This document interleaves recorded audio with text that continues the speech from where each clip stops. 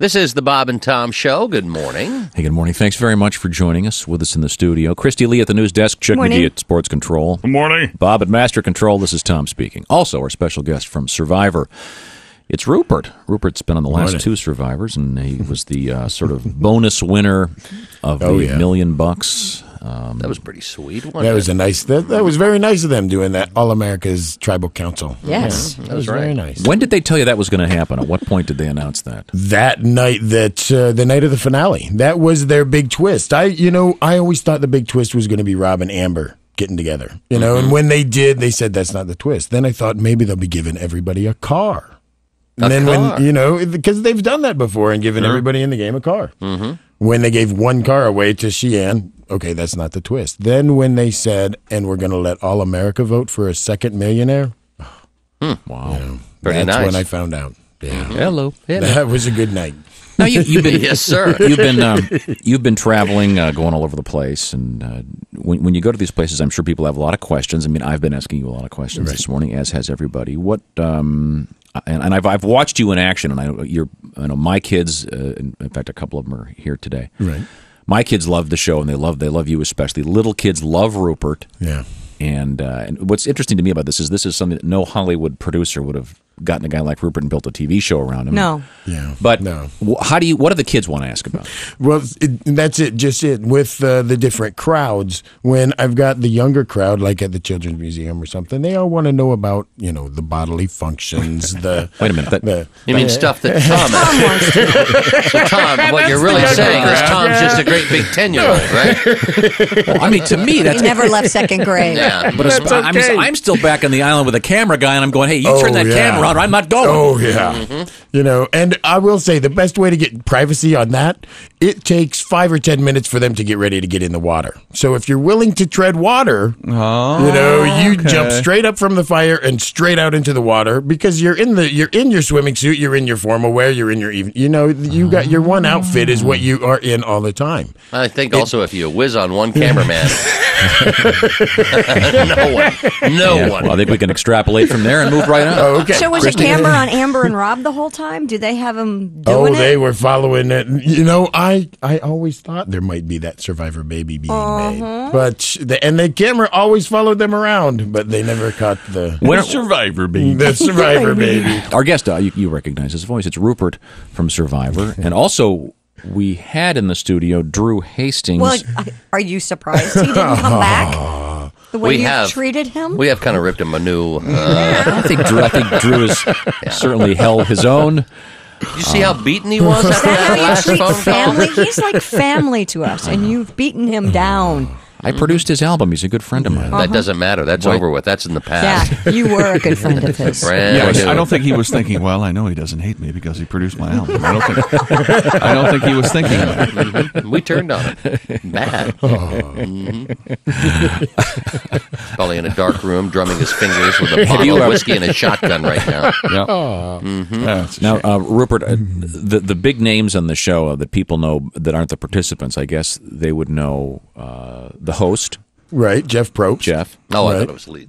Trebek. It's not Trebek. No, it's not Alex Trebek. That's Jeopardy. Different show. Yeah. Oh, the guy went over $1 million last Do you get to know Jeff at all? Oh yeah, he tries to keep that distance because at Tribal Council when he's doing the little talks, the interviews, he's got to keep some kind of distance with us. He can't be our friend. But going through it twice, going through them back to back, by the second one, it was like going back to work with all my old buddies. And I did have a little bit of I consider it an advantage because everybody was comfortable with me and I was comfortable with everybody around. Right. What about the executive producer, the guy that we read about all the time? Mark Burnett. Mark Burnett, very sweetheart guy. Is he there? Is he on the island? He was off and on sometimes. During Pearl Isles, he and his family were there a little more because his kids were out of school. So he could travel with his family a little bit. He is a sweetheart guy that cares about his family. And I like that. I got to meet when I was voted off in Pearl Isles. One of the treats was spending a little time with his mom and dad. They're sweet little people that you'd never expect that would create this multi-million-dollar mega mogul, TV man. Sweet, down to earth little parents, nice kids. Was the show his idea?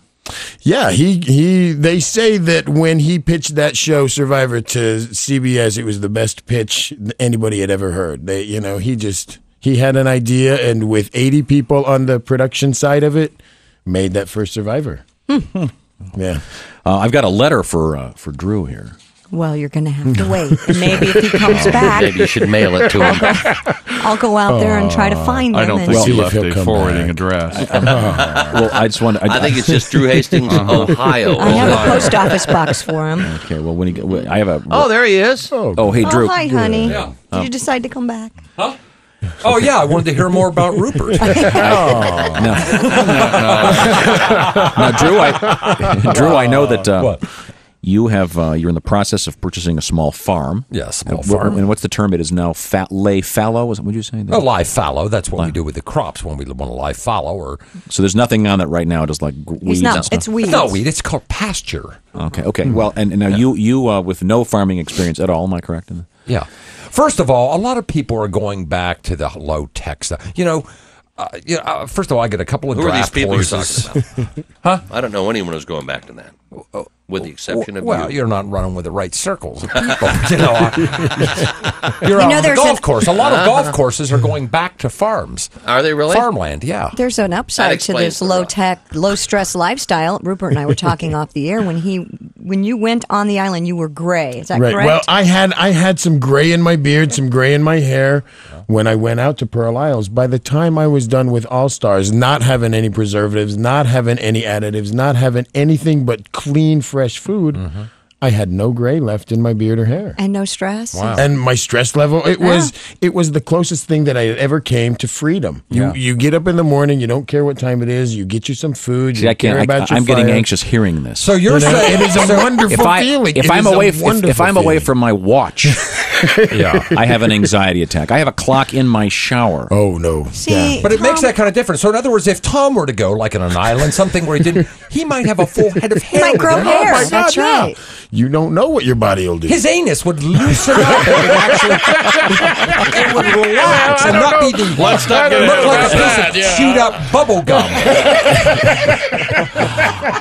After the week I'm having, I may just go there by myself. Here's a letter for Drew.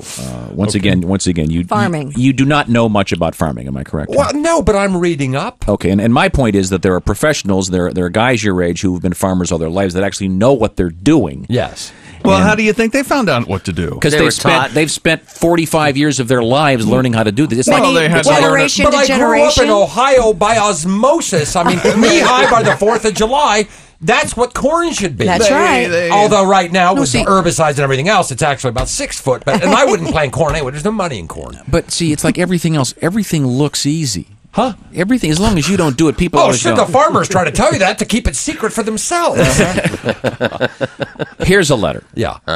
Go ahead. Sorghum. That's the word for the day. This is from a lot of money in sorghum. Peoria. Drew. Yes. Buy or rent the first season of Green Acres on DVD. All you need to know and learn about farming is right there. Thank you. And that's me. There's a successful city guy that went in and he races and does well with the farm. Oliver Wendell Douglas. We got a phone ringing here. Morning, Bob and Tom Show. Hey, Bob and Tom Show? Yes. How y'all doing? I heard that Drew Hastings on there talking about starting up his farm. Yes, he is. Well, I thought I might be able to help him out a little bit. I'm a farmer. All right. Drew? Yes, sir. Yes, sir. I got something for you to plant. Uh-huh. Plant tulips. Tulips? Plant tulips on my ass and kiss it. Wow. How many of these stupid callers you would take? We have to take a break. We're getting these calls. Rupert is here with us, comedian Drew Hastings. Be right back. This is the Bob and Tom Show.